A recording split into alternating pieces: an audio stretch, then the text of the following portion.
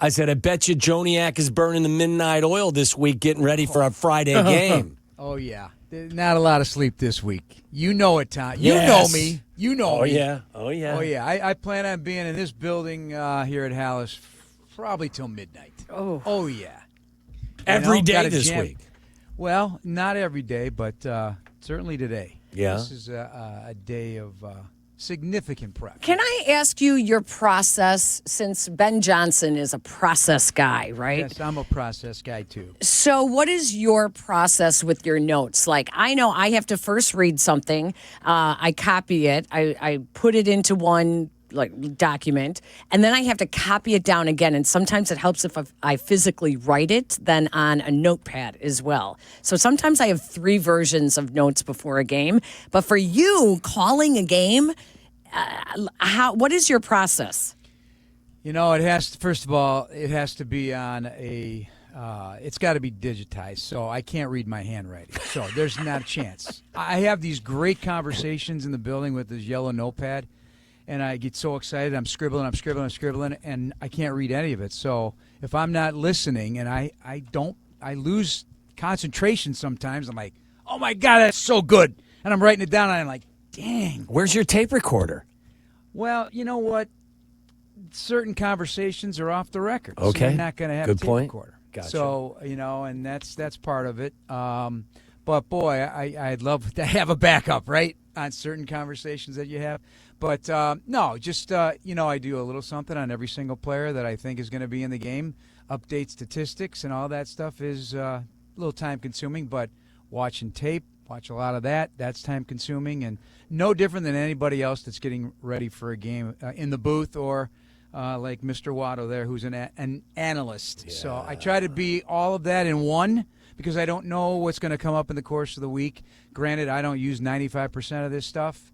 I say it all the time, but I have to go through the process because if I didn't, I'd feel naked and afraid. Yeah. I wouldn't be able to, that's the way, honestly, it is ridiculous. Like, I don't need to do this, but I have to do this. Yeah, that's what makes you great. Everybody's process is unique to them. Everybody's different, and I've always done it this way. I've pared it down. I've changed it. Over the years. But, I enjoy, like, when I get, it's something, no. When I get ready for a game, you're tired on Sunday night, and you just want to relax, and I really can't wait to dig into the next opponent. And I try to Sunday night. I try to get a blank slate, get all the preparation ready for the addition of the notes, and I really do enjoy it when I have just unlimited hours, that are not interrupted by anything.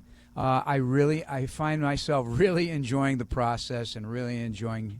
I love this sport. I just love it. I do too, but Sunday nights I'm wrestling a bottle of scotch, not not next week's board. Hey, I say this with a great deal of, I don't know what the right word, appreciation or joy when I say, it sounds like you and Ben Johnson have found a really good relationship, and it comes across because he's a willing participant.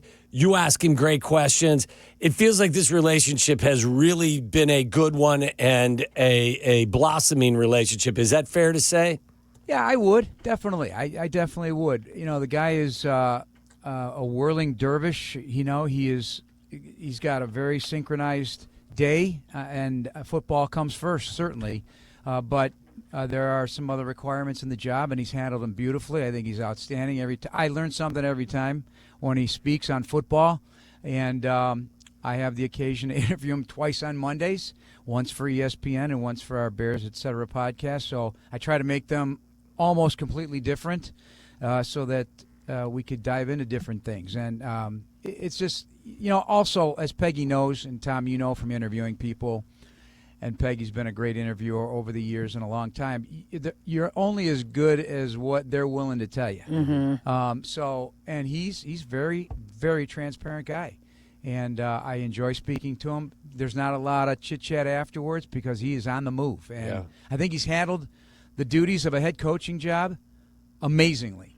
I really do, because a first-time head coach, and I met with him in the summer, right as the off-season program had ended before the summer camp started, just to by way of introduction, we had met, of course, doing interviews and stuff, but just to tell him what I'm all about and what he should maybe expect from me in terms of just the things we got to do. And he was awesome.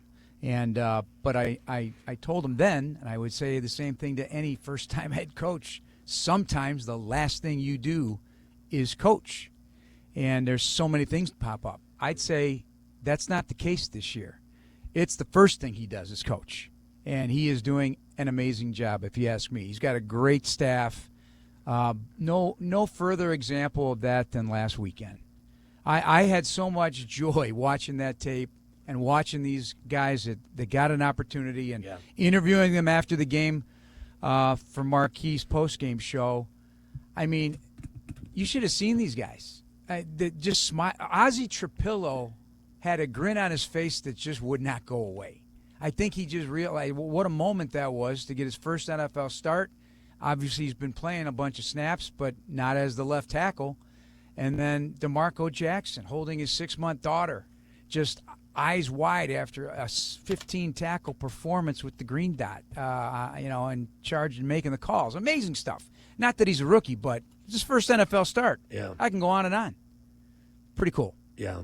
It is wild, and I get extra joy from it as well because, look, if you weren't a high draft pick, and Ozzie was, but some of the other guys that stepped in, as you mentioned, Jeff, this was an opportunity for them to kind of start to form a foundation of your NFL career. And whether it's here in Chicago for the long run or it's somewhere else in the National Football League, sometimes good fortune just has to appear for you, and you create some of your own good fortune. But when you get that opportunity and you're next man up and you deliver the way some of these guys did, it just, for me as someone who's gone through that process as well, I take a lot of joy from watching it happen. Yeah, and, it's been happening all season long. Yeah. I mean, whether it be, early in the season, Daniel Hardy, talking to him, he gets his kicks on special teams and got a few snaps last week.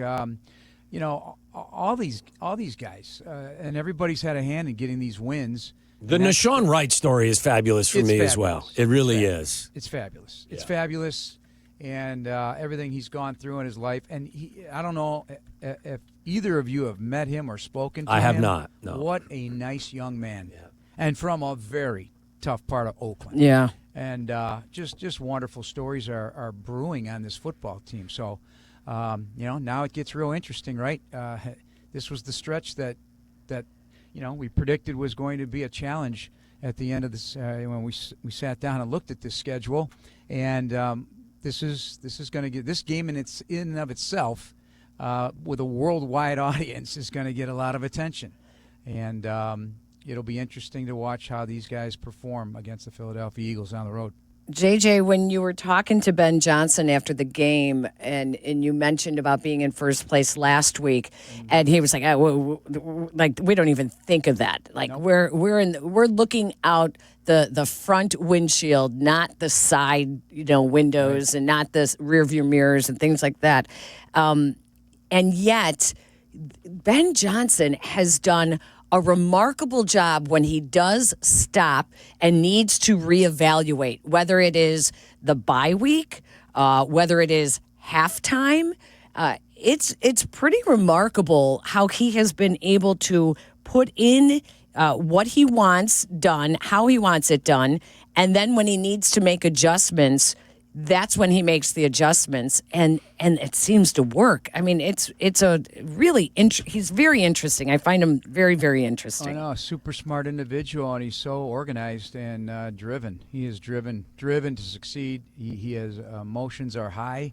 After it's funny because you see the videos of the post game locker room, and then he comes on, and he's very calm, yes. Very calm on the radio, and he's not gonna take the bait on some of these exciting things that we're all feeling as fans of this football team and for us who cover this football team of being in first place. And you know what I'm learning is, and today at the podium were two perfect examples, because Kevin Byard, if no one has picked up on this yet, is very, very important for Ben. He listens to what Kevin Byard has to say, and he is a much different leader, in my opinion, than he was a year ago, just in a different way, and performing at a high level. And, you hear Ben in Bayer, you hear Ben in Caleb. Caleb is now starting to talk like Ben. He is.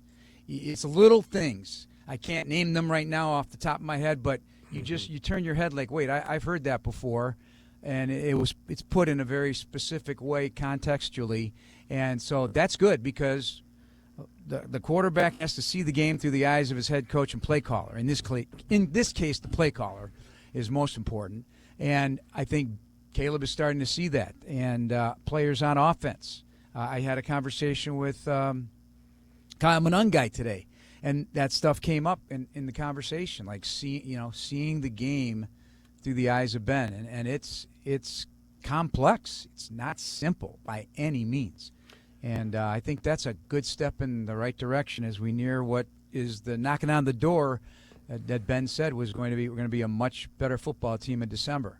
We're just about there. Jeff, do you look at this game as a measuring stick game? This will be the best team they have faced probably since the Detroit Lions in week 2. You're on the road, short week. They're the defending NFL champs.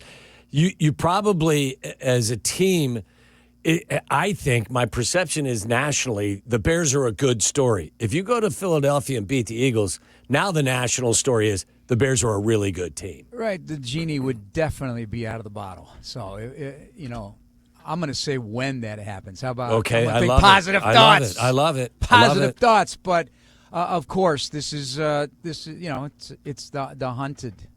In this case, the Eagles, and the hunters are the Bears and the rest of the National Football League because they won a Super Bowl last year and they've had sustained success for a long time. They've got outstanding talent. They're having their issues, though. Few injuries, few bumps in the road. Some of the armor is a little worn and tainted, and so it'll be interesting to see because they have as much to gain from this game as the Bears do, to be quite honest, because what's ever happened in the past and what you think you are doesn't matter once Thanksgiving hits. It's now about, okay, we got to make a run for our slots, our playoffs, and this is when the cream rises. I've always felt that way, analyzing football, that this is, and I've had plenty of scouts tell me how they frame this, and many use different terms, but the idea is have a November to remember and make the dash for cash in December. And I like those lines. And, try to get to 7 wins by Thanksgiving. Bears accomplished that and could really be even in a bigger situation if they get to 9. It almost sounds funny coming out of my mouth, right? 9. But that's where they're at. That 8 looks great. Yeah. And I don't mean to rhyme. It just came out of my mouth right now. 8 looks great, but 9 would be fine. Oh, yeah. It's very exciting. We'll get to 10 and do it again. Right. We can keep going. Tommy. Listen, this team is just a feisty bunch, and that comes from the head coach on down. This is the way they are, and this is the way I suspect that they will remain. What it all turns out to be in the end, we'll find out soon. Sooner rather than later, because the season's flying by. JJ, what are we supposed to make of this week practicing when they're just walkthroughs and the number of guys who are injured? It's really hard to try to figure out the guys that could still play, did not practice. TJ Edwards did not practice, Hippolyte, Newman, Dom Robb, Sewell, Tyreek Stevenson. What do you make of it on these weeks like this when they're just going through walkthroughs? That's the most important part. It's just the getting the knowledge of the game plan and give these guys' bodies a chance to heal up. And get ready. This is normal. It's not dissimilar to anything they would do even for a Thursday game, certainly. But I think, again, as a head coach, you gotta feel your team, right? You got to get a sense of where they're at mentally and physically, and gosh darn, probably spiritually too, about where they're at right now. And you got to listen to your sports science folks in here, because they're paid to do that analysis as well, and you get a good feel about the wear and tear on what these bodies have been through so far, certainly because of an early bye week on top of it. So this is kind of somewhat normal, and so you get ready mentally, and your body should be ready to go by the time you wake up and get ready to work. Get ready to work on Friday afternoon. It seems funny saying a Friday. Yeah. I have a hard time that coming out of my mouth. But I think the Bears have an advantage in this case. Yes, they have to travel, but that's not heavy lifting. It's not like a long 10-game baseball trip and you're gone for 2 weeks. But the Eagles, they had to fly from Dallas and got in early Sunday morning. So, that was a longer flight for them and a longer day. So I think that gives you a little tiny. I think this Bears team would agree to play you on the face of the moon on a Tuesday if you asked. I mean, they just want to play. Exactly. Because they really do have fun playing. Yes, they do. And you I can can tell. only judge that also by the guys who have been here and how I'm seeing them as this season goes on here. I see their reactions. I see their interest levels are different. And guys are just enjoying, again, the process of getting ready. And winning certainly helps that process, and they start seeing and believing. I know that you're preoccupied and you're busy, but have you started your Christmas shopping yet? Absolutely not. No? And it actually is giving me a bit of angina because, I try to make it special for all involved. And, I know you're a thoughtful my guy. Yeah, my daughter Caitlin will be coming in Christmas week, and somehow I'm thinking, oh my gosh, that means I got to get ready before she gets here. And Is the tree up? no, I won't do that before Thanksgiving. Oh, mine's up. My See, I can't lights do are that. up. They've Yeah. everything. It's I'm You're done. running I behind, can't Jeff. do that. I can't do that. I mean, you told us on Sunday that I put you're- lights up. Yeah, but guess what? By last night, about 10 of the lines are not working. So what happened? I sent They're dark. I sent I you know, guys that I know, you need to call my guy. Yeah, you know- got to have a guy, Jeff. Yeah. You have somebody but, that specializes in this and does this. Yeah. I would like to think at this tender age that I've hung many a light and I could handle it. But No, you're busy. yeah, it's just these lights. I mean, What- I even took, I managed to pull. Have you ever tried, either of you, have you ever tried to pull those little tiny fuses out of the... Yes. Okay, It's first of all- ridiculous. And then they Yeah. break and they cut you. What tool do you use? I literally, if you guys would have seen this, I had, what do you call they're not, they're Pliers. no pliers. I used a kitchen utensil, Peg. What? Would you open a can opener? What, like a nutcracker? No, that's a good idea. Oh, the nutcracker was a good- Tongs? You used some tongs? I had Tongs. tongs, and that was the only thing that worked. I had tongs, and get a load of this. Oh, I'm I am not shocked making your this up. lights don't work. Wait, I'm not kidding. You know what else I used? I found, how back in the day. What'd you have oven mitts on too? Wait, no, listen. This is hilarious. At least I find it hilarious. I'm just dumb. So, when you eat corn on the cob and you have those corn cob things, Yes. you stick in. They're very sharp. Yes, they well, are. that was the essence of knocking those fuses out of that little tiny slot. So I had that and tongs to pull it out, but it took some mustard to get that out of there. Yeah. And Wow. so I put the No. new ones in, and then No. only half Yeah. of the line worked. So How I'm about done. this? Buy a I'm new done. line of lights. You are. I did. Yeah. This is the thing. The lights that burned out were brand new. So I think I put too many together. You are a leader in the broadcast industry. Yes. Right, You I know. are a I know, man I know. in I'm a Chicago man, Peggy. sports. I'm a man. Charlie, You're get a ma- your, you're a get man your in Chicago ass to sports. Joniak's house and hang up his Christmas lights. You need to make a phone call. God. Not be there's worrying some about things- this during football season. It was a little distraction. That's all. A little diversion before I got busy on my work. But I just, some things you're not willing to pay for, Peg. Wow. And this is one. I'm stubborn. Really? I'm a stubborn Wow. son of a But gun. he'll buy those. Yeah, he'll buy and those next thing you know, loafers. he's He'll got- buy those yeah, $1,000 those Louis $400 Vuitton. Ferragamo loafers. Yeah. And Oh, next thing yeah, you know, he's see? got one of those corn cob holders stuck in his thumb. Exactly. Yeah. I that is the true story right there, baby. That's a true What's story on your right there. What is on your Christmas wish list? Oh, I have nothing right now. Come on, if somebody was to go out and buy you something, come what on, would you please. want? I don't need a doggone Charlie, thing. I'm looking for Just a give me a used. smile and a handshake. That's it. I'm looking for a. Charlie wants he wants a jugs machine so we can catch punts. So I'm looking for a used jugs machine. I'm finding them to be about $4,000. So Charlie wants to. Yeah, Charlie's. Yeah, because he's got arena football career ahead of him. I mean, he was a wide receiver. I know, but we're all done. about ball. Yeah, he's all about ball. It's all Jeff. about ball. Yeah. But I mean, you going to go into coaching? You going to be coaching kids with jugs gun? What do you He's think? to catch punts. He's doing first down in the producer's booth during the show. We thought he was signaling us that you need to take a break. Yeah, he's got bear fever. Instead, he's doing like all these different celebrations. Well, I like it. Hey, it's a man who loves the game, and who doesn't have Bears fever? How about a cashmere scarf, like a designer cashmere scarf? I lose scarf? too many scarves. Nope, I can't have no more scarves. Gloves, scarves, and sunglasses. I lose them all. Don't even think about giving. Well, that Double means J that means that you need some of those things. We go cheap. We're good.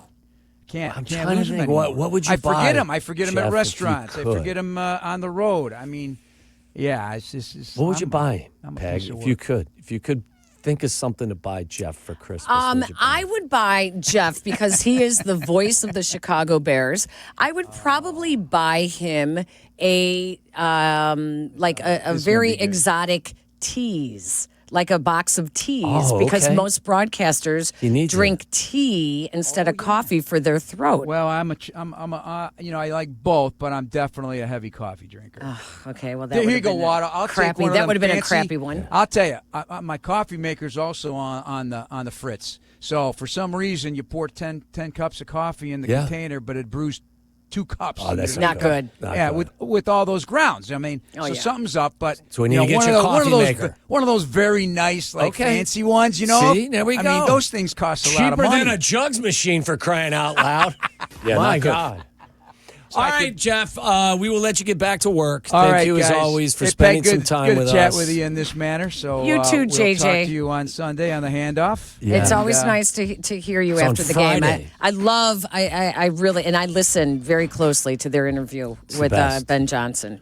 You're the best, JJ. I know you'll be traveling, but happy Thanksgiving to you and yours, Jeffrey. Same to everybody out there. Appreciate everybody listening to ESPN Chicago, and have a great holiday.